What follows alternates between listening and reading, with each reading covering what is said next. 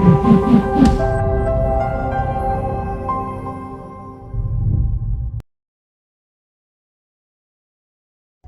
real estate nerds, this is Alex Yoder with Pro Tip Tuesday, my favorite day of the week.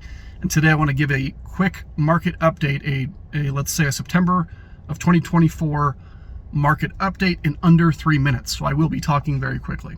So first of all, if you haven't already read my written write-up that I actually did just a couple weeks ago, I will provide a link to that written write-up that's a lot more comprehensive for you to read.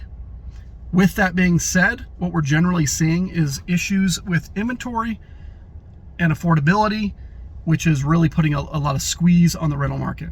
So as far as inventory goes, first of all, on the single family side of things, a lot of people are holding on to their low interest rate and deciding, hey, this is a nice asset, I'm gonna go ahead and hold on to that and become an accidental landlord where I might have otherwise not planned on becoming a landlord. And so that's impacting the market.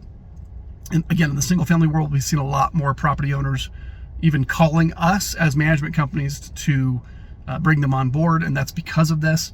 The other thing is concerning affordability. With inflation that we've seen over the last couple of years, historically high inflation, affordability is becoming a real issue for a lot of people, a lot of families. Particularly for lower wage earners, it's been very, very painful for folks just to go to the grocery store, just to sort of survive.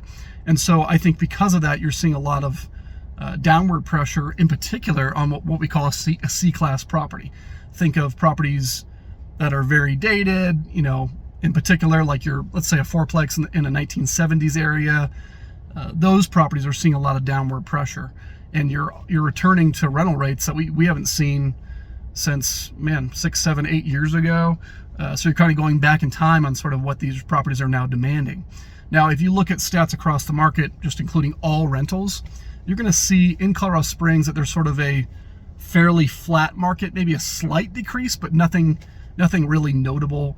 It's a fairly flat market. But again, if you pick out these various pockets, certain areas, certain property types, you're going to see some decreases that are a little more sizable.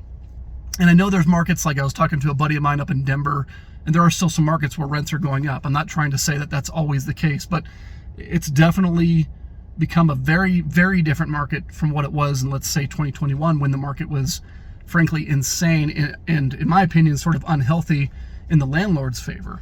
And that's probably why we're seeing a lot of these microscopes on our industry, which creates a lot of problems for everybody. So I guess in short, my 3 minutes is coming up, and I wanted to convey that, but please go read the write-up that I did a couple weeks ago to really get a comprehensive understanding, and just know that you are not alone, but it is the time to renew your tenants if you can, and to not be as aggressive on those listing prices. Hopefully this was helpful. We'll see you next week.